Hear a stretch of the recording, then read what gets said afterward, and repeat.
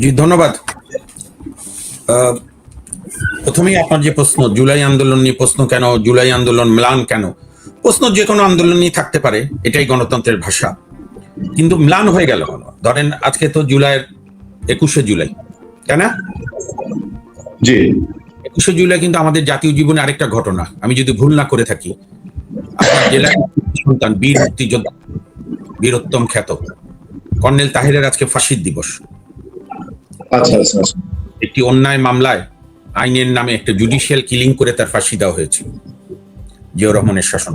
তো যাই হোক, আমি সেই বীর মুক্তিযোদ্ধা, তার রাজনীতির সঙ্গে আমি একমত ছিলাম না, কিন্তু আমাদের বীর মুক্তিযোদ্ধা, যিনি মুক্তিযুদ্ধে একটি পা হারিয়েছিলেন, পাকিস্তান থেকে পালিয়ে এসে যুদ্ধ করেছিলেন আমাদের এই প্রিয় মাতৃভূমিকে স্বাধীন করার জন্য, সেই বীর মুক্তিযোদ্ধা লেফটেন্যান্ট কর্নেল অবসরপ্রাপ্ত আবু তাহেরের প্রতি আমি গভীর শ্রদ্ধা জানাই এবং তাকে সালাম জানাই তার অপরিসীম অকুতভয় সাহসের জন্য।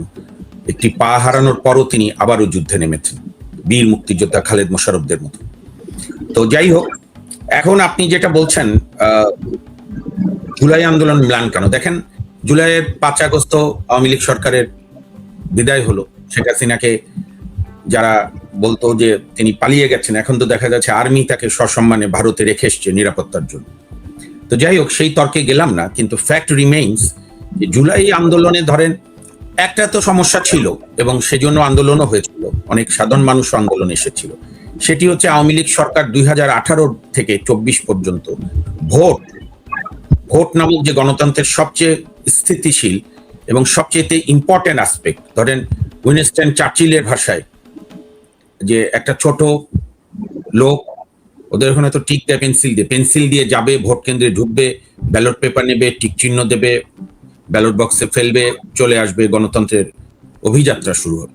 তা আমরা তো আজ 55 বছরও সেই ভোট ঠিক করতে পারলাম না, কখনো একতরফা, কখনো এক পক্ষকে বাদ রেখে, কখনো রাতে, কখনো আমি তুমি ডামি, কখনো নানা ভাগ। তো সেই জন্যই মানুষের একটা আন্দোলন ছিল নানা ইস্যুর সঙ্গেও, যে ভোটাধিকার প্রতিষ্ঠা করতে হবে। প্লাস আওয়ামী লীগ সরকারের বিরুদ্ধে অভিযোগ ছিল, অনেকের মতো আমাদেরও ছিল, সেটা হচ্ছে বিচার বিভাগ সহ বিভিন্ন সাংবিধানিক প্রতিষ্ঠানগুলোকে ক্রমান্বয়ে দুর্বল করে ফেলা হয়েছিল, সাবসার্ভিয়েন্ট করা হয়েছিল বিচার বিভাগকে, এবং অনেকগুলো এর নজিরও আছে। এটা থেকে একটা মুক্তির জন্য আন্দোলন হয়েছিল। এখন এর মধ্যে গণ আন্দোলনের যে স্বাভাবিক চরিত্র, অনেক শক্তিই থাকে, ডানপন্থী, বামপন্থী, মধ্যপন্থী, উদার, মৌলবাদী। কিন্তু জুলাই আন্দোলনে এখন যা দেখা যাচ্ছে যে একটা ডিপ ষড়যন্ত্র মার্কিন যুক্তরাষ্ট্রের বা মার্কিন সাম্রাজ্যবাদের, এবং তার সঙ্গে ধর্মান্ধ এবং মৌলবাদী 71-এর পরাজিত শক্তি জামাত, শিবির, এবং এটা ঠিক 71-এর ঘটনার মতো ঘটে গেছে। যেমন আমাদের মহান মুক্তিযুদ্ধ মার্কিন যুক্তরাষ্ট্র রাজাকারের ভূমিকায়, পরে যাই সাহায্য সহযোগিতা করুক, বা পরে আওয়ামী লীগ, বিএনপি সবাই মার্কিন যুক্তরাষ্ট্রের আশীর্বাদ নিয়েই ক্ষমতায় এসেছে নানা সময়, বা মার্কিন যুক্তরাষ্ট্রের সঙ্গে বিরোধিতাও করেনি, কিন্তু এবারে মার্কিন যুক্তরাষ্ট্র এই কাজ করেছে। এখন ধরেন আওয়ামী লীগ তো রাজপথে অ্যাক্টিভ নাই, দল হিসাবে নিষিদ্ধ, অন্যান্যরাও কম বেশি বলছে না, কিন্তু জুলাই আন্দোলনের যে নানা দুর্বলতা, এটা তো জুলাই আন্দোলনে যারা অন্যতম দাবিদার তারাই বলছে। যেমন একটা আছে মুফতি ইজার হারুনি, সম্ভবত নাম ভুল না হলে, সে তো তার বক্তৃতা তো ভাইরাল হয়েছে। সে বলেছে 1 তারিখ থেকে সেনাবাহিনীর কর্নেলরা তাদের কাছে মেসেজ পাঠিয়েছে 1 আগস্ট থেকে, যে আপনারা রাজপথ ছাড়বেন না, আমরা কোনো কিছু করব না।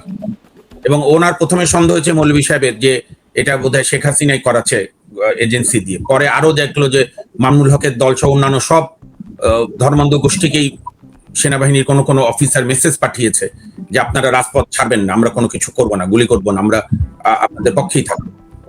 আবার এই যে রাশেদ খান, গণ আদালতের গণ অধিকারের সাবেক সাধারণ সম্পাদক, বর্তমানে বিএনপি নেতা এবং বোধহয় পরশুদিনই জনাব বিশেষ সহকারী হয়েছেন তারেক রহমান প্রধানমন্ত্রী সাহেবের বিশেষ সহকারী, উনি তো বললো যে 1 আগস্টে যে নাহিদ যে শহীদ মিনারে 1 দফা কর্মসূচি দিল, তার আগে আর্মি কনসেন্ট দিয়েছে। তাহলে এখন আন্দোলনের রূপটা কি দাঁড়ালো? রূপটা ইতিহাস ঠিক করবে, বুঝেছেন? ফিডেল ক্যাস্ট্রো যখন সফল বিপ্লবের আগে বাতিস্তা সরকারের বিরুদ্ধে প্রথম বিপ্লব করতে গিয়ে গ্রেপ্তার হয়েছিল বাতিস্তা সরকারের হাতে, তখন আদালত থেকে বের হওয়ার সময় সাংবাদিকরা জিজ্ঞেস করছিল যে আপনার কি হবে, তো বলেছিল হিস্ট্রি উড অ্যাবজলভ মি, ইতিহাস আমাকে ধারণ করবে। তো ইতিহাস এতই নির্মম, ইতিহাস জুলাই আগস্টের ইতিহাস লেখা হবে নির্মোহভাবে, যেমন মুক্তিযুদ্ধের ইতিহাস লেখা হয়েছে, 52-র ইতিহাস, 1757 সিপাহী বিদ্রোহের ইতিহাস, জুলাইয়েরও ইতিহাস যার যতটুকু অবদান আছে, যে সৎ উদ্দেশ্যে যারা আন্দোলন করেছে তাদের অবদানও আছে, এবং এর মধ্যে যে মৌলবাদী শক্তি, এবং কেন আপনি যে প্রশ্ন মিলান হলো কেন, মিলান হলো অ্যাকচুয়ালি 5 তারিখে শেখ হাসিনা দিল্লি চলে যাওয়ার পরই, তার প্লেন চলে উড়ে যাওয়ার পরই আমরা অবাক বিষয় লক্ষ্য করলাম যে গণভবন, যেটা আমাদের রাষ্ট্রের প্রধানমন্ত্রীর ভবন, সেখানে অ্যালাউ করলো তদানীন্তন আইন শৃঙ্খলাকারী সংস্থা, বিশেষ করে সেনাবাহিনী, সর্বপ্রকার লুট, যেটা ওই দিনই আমার বিকাল থেকে সন্ধ্যা থেকে মনে হয়েছে যে এটা আমাদেরকে শিক্ষা দিচ্ছে। সেখানে আপনার মাছ ধরা, কাপড় চোপড়, একজন দাদির বয়সী মহিলার নানা পার্সোনাল সামগ্রী নিয়ে উল্লাস। এই প্রজন্ম তো বাংলাদেশের না, এই প্রজন্ম তো আমরা না, এই প্রজন্ম তো আমাদের মুরব্বীরা না, বা আমাদের তরুণরাও না, সব তরুণও না। ওইখান থেকে শুরু হলো। তারপরে খবর পেলাম 32 বঙ্গবন্ধুর বাড়ি, বঙ্গবন্ধুর বাড়ির উপর রাখ কেন? এমন যদি হতো শেখ হাসিনা বঙ্গবন্ধুর বাসায় থাকতেন, ওইখানে আওয়ামী লীগের অফিস ছিল, কথার কথা 5 তারিখ পতনের পর তাৎক্ষণিক রাগে, এটাকে বলে আপনার কোল্যাটারাল ড্যামেজ হিসেবে একদিন দুদিন রাগ টাগ থাকতে পারে, কিন্তু তাই বলে 32 আগুন দিতে হবে কেন? 32 তো জাদুঘর, বঙ্গবন্ধু জাদুঘর। শেখ হাসিনা এবং শেখ রেহানা একটা স্যাক্রিফাইস করেছেন, তারা তাদের একমাত্র পৈতৃক সম্পত্তি সেটা জাদুঘর করে দিয়েছে, বাংলাদেশের মুক্তিযুদ্ধের আতুর ঘর হিসেবে পড়ে ইতিহাসের। এবং এখানে বর্তমান প্রধানমন্ত্রীর পিতামাতাও বহুদিন গেছে, রাষ্ট্রপতি, শহীদ রাষ্ট্রপতি জিয়াউর রহমান, বেগম খালেদাও বহুদিন গেছে, সবাই গেছে একসময়। এটা তো বাঙালির ঘর। তো সেই ঘর ভাঙলো বা পোড়ানোর চেষ্টা হলো। আপনার মনে আছে পরের দিন কাদের সিদ্দিকী, বীরোত্তম কাদের সিদ্দিকী, বঙ্গবীর, গিয়ে কাঁদলেন, যে অথচ কাদের সিদ্দিকীও শেখ হাসিনার পতনের আন্দোলনে ছিল। তো কিন্তু কেঁদেছে, কারণ বঙ্গবন্ধু, মুক্তিযুদ্ধ, বাংলাদেশে একটা চ্যাপ্টার, আর রেজিম চেঞ্জ হতেই পারে। আওয়ামী লীগ ভুল করলে, অন্যায় করলে তার বিরুদ্ধে আন্দোলন হবে না কেন? বা বিএনপি যদি ভুল করে, বিএনপির বিরুদ্ধে আন্দোলন করবে না জনগণ? বিএনপি যদি যা ওয়াদা করেছে তা যদি পালন না করে, বরং দুঃশাসন হয়, বিচার বিভাগ স্বাধীন না হয়, মিডিয়া আগের মতো দালাল থাকে, তাহলে মানুষ আন্দোলন করবে না? সেই আন্দোলন সফল হলে, বিএনপি সরকারের পতন হলে কি জিয়াউর রহমান উপর হামলা হবে যে জিয়াউর রহমান মুক্তিযোদ্ধা ছিল না? তো এইটা হচ্ছে পাকিস্তানপন্থীদের এবং রাজাকার আলবদর আলসামসদের যে রাজনৈতিক জোট, ছাত্র সংগঠন, তাদের একটা মানে আজন্ম রাগ, যে টুঙ্গিপাড়ার ওই ছেলে বা নেতা, তাদের ভাষায় শেখ মুজিবুর রহমান, আমরা বলি বঙ্গবন্ধু শেখ মুজিব, সে কেন পাকিস্তান ভাঙলো? এবং এই রাগ তারা প্রজন্ম থেকে প্রজন্মান্তরে পেনিট্রেট করতে পেরেছে। আমাদের মুক্তিযুদ্ধের পক্ষের দলগুলোর ট্র্যাজেডি হলো, আমরা সব তরুণদেরকে মুক্তিযুদ্ধের আদর্শ বুঝাতে পারি। কেউ কেউ মুক্তিযুদ্ধকে দলীয়করণ করেছে, কেউ কেউ মুক্তিযুদ্ধকে বিসর্জন দিয়েছে। এর ফলে একটা ভ্যাকুয়াম হচ্ছে। সেই ভ্যাকুয়ামে ইসলামী ছাত্র শিবির আমাদের সব তরুণকে না, বহু তরুণ এখনো মুক্তিযুদ্ধের পক্ষেই আছে। তরুণরা বিভ্রান্ত হয়েছে এবং এটা সুযোগ কাজে লাগিয়েছে এই 71-এর পরাজিত শক্তি। তো যেদিন বঙ্গবন্ধুর বাড়ি পোড়ানোর চেষ্টা করলো, বঙ্গবন্ধুর বাড়ি মানে মুক্তিযুদ্ধ, বঙ্গবন্ধু জাদুঘর, সেদিন থেকে আমাদের অনেকের মনে প্রশ্ন যে এটা কারা এই আন্দোলনকে, এই আন্দোলনের পরে একটা সুষ্ঠু নির্বাচন হবে, অংশগ্রহণমূলক, সব দল পার্টিসিপেট করবে, জনগণ ডিসাইড করবে। ঠিক যেরকম 54 সালে জনগণ ডিসাইড করেছিল যে মুসলিম লীগের আর প্রয়োজন, হোসেন শহীদ সরওয়ার্দী, মৌলানা ভাসানী এবং শেরে বাংলা কে ফজলুল হক, হক ভাসানী, সরওয়ার্দীর যুক্তফ্রন্টকে ভোট দিয়েছিল। 90-এর গণভ্যুত্থানের পরে শেখ হাসিনা বা আওয়ামী লীগকে বিরোধী দল মানুষ বানিয়েছিল, সাবেক প্রধানমন্ত্রী দেশ বেগম খালেদা জিয়াকে প্রধানমন্ত্রী বানিয়েছিল 91-তে, এবং একটি জাতীয় পার্টি সেই নির্বাচনে অংশগ্রহণ করে, তারা বোধহয় তৃতীয় হয়েছে। এইবার তো নির্বাচন হওয়া উচিত ছিল একটি অবাধ এবং নিরপেক্ষ এবং অংশগ্রহণমূলক। মানুষকে আপনি সিদ্ধান্ত দিতে দেন। যদি এতই ঘৃণা থাকে আওয়ামী লীগের সবার উপরে, A to Z এর উপরে, তাহলে দেখা যেত, যদি তাই হয় ওনারা যা দাবি করে, তাহলে দেখা যেত যে আওয়ামী লীগ তো 4-5টা সিট পেত, কিন্তু বাস্তবে তো তা না। আওয়ামী লীগের তো দেখা যাচ্ছে এই ভোট সহ গত 79 সাল থেকে বিএনপি যখন জন্মলাভ করে ভোটে দাঁড়ালো, সেই জিয়াউর রহমানের জনপ্রিয়তার আমল আওয়ামী লীগ সেকেন্ড হলো বটে 79 সালে, এবং সিট কম পেল 39টা, যদিও বিএনপি 2008-এ পেয়েছিল 30টা, কিন্তু আওয়ামী লীগ ভোট ছিল সেকেন্ড, বিএনপি থেকে বোধহয় 5-6% কম। এবং দুই দলেরই আমি দেখেছি, আপনি যদি তথ্য দেখেন, তথ্য তো আর মিথ্যা বলে না, সেখানে বিএনপি এবং আওয়ামী লীগ সবসময় দুই দল মিলে 75 থেকে 78% জনগণকে প্রতিনিধিত্ব করে, ভোটারদেরকে বাংলাদেশে। সেই দলের যে কোনো একটিকে বাদ দিলে নির্বাচন নিরপেক্ষ হয় না, গ্রহণযোগ্য হয় না। এটা হলো বাংলা কথা, যে যাই বলুক। আমি 18 সালেও তো রাতের নির্বাচনে বিএনপি গেল, পার্লামেন্টও গেছিল। তো যাই হোক, 24-এর নির্বাচনে আমরা বলেছিলাম এই নির্বাচন হাস্যকর। তো যে কারণেই জুলাই আন্দোলন মিলান হয়েছে, বেশি ক্রেডিট নিতে গিয়ে আন্দোলনের মানে মূল যারা পিছন থেকে কলকাঠি নেড়েছে তাদের চেহারা উন্মোচিত হয়েছে, ফলে মানুষ আর এইটার সঙ্গে নিজেকে সম্পৃক্ত করতে পারছে না। যার ফলে দেখেছেন মুক্তিযুদ্ধ মন্ত্রী না প্রতিমন্ত্রী বোধহয় উনি ফুল মিনিস্টার আহমেদ আজম খান ফুল মিনিস্টার বোধহয় উনি যে ওই যে 16ই জুলাই রংপুর বেগম রোকেয়া বিশ্ববিদ্যালয়ে গেলেন, সেখানে 3/4 চেয়ার ফাঁকা, দ্বিতীয় মানুষ এটা থেকে দূরে সরে যাচ্ছে।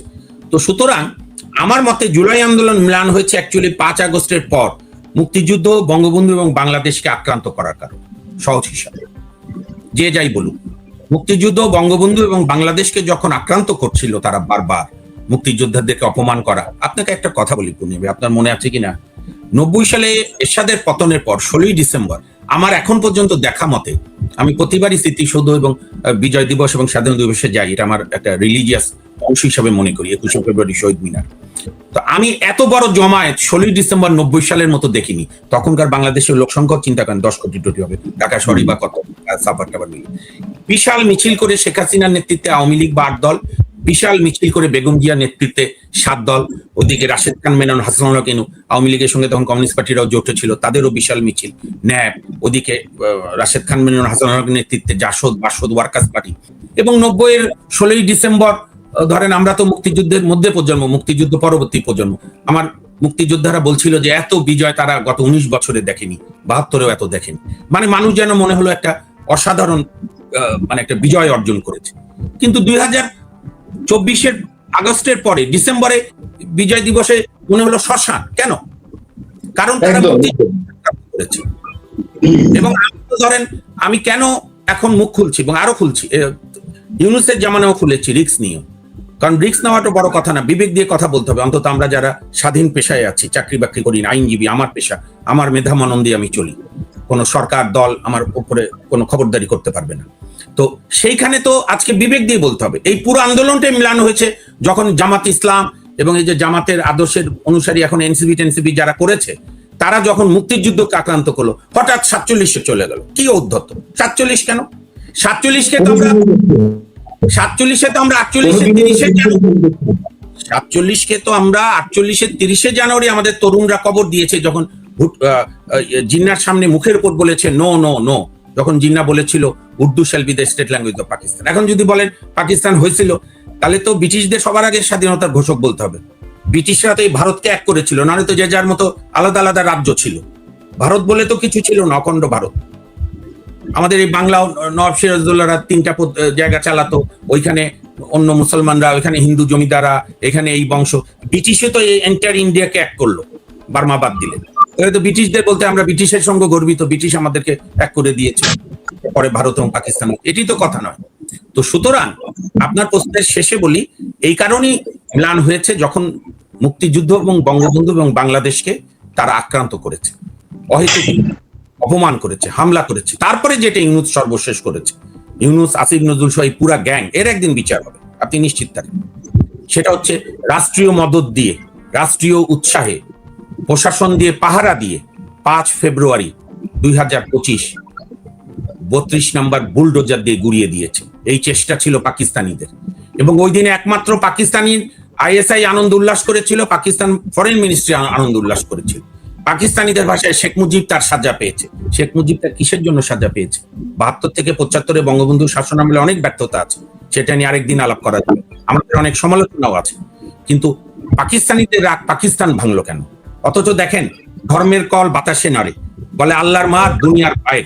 এই যে বিভ্রান্ত কিছু তরুণ জামাত শিবিরের প্ররোচনায় বঙ্গবন্ধুকে অসম্মান করলো, অথচ আজকে পাকিস্তানের যে বেলুচিস্তান, সেখানে আন্দোলনে তারাই নাম নিচ্ছে, পাকিস্তানের বেলুচি নেতারা, যে ডাক্তার সহ বিভিন্ন নেতারা, শেখ মুজিবের পথ ধরো, বেলুচিস্তান স্বাধীন করো। এখন এরা এই যে এনসিপি জামাত চলে যাক, বেলুচিস্তানকে পাকিস্তান রক্ষা করুক।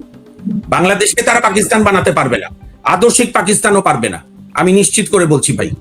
আমরা তো রাজনীতি করি না, কিন্তু এই দেশের মাটির মানুষের সঙ্গে বেড়ে উঠেছি, বড় হয়েছি, ছাত্র রাজনীতি করেছি, আইনজীবী হিসাবে 28 বছর ধরে সাংবিধানিক আদালতে প্র্যাকটিস করি।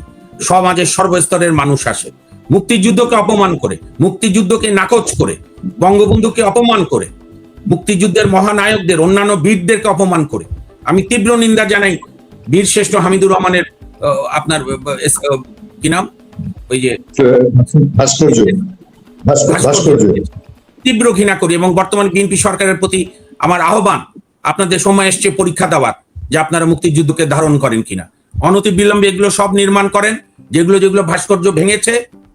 আর 32 নির্মাণ করার জন্য আপনাদের উচিত একটা নাগরিক কমিটি করা, বঙ্গবন্ধু জাদুঘরে যারা ট্রাস্টি আছে তাদের সঙ্গে আলাপ করে 32 পুনর্নির্মাণ করে দেওয়া। বাঙালির এই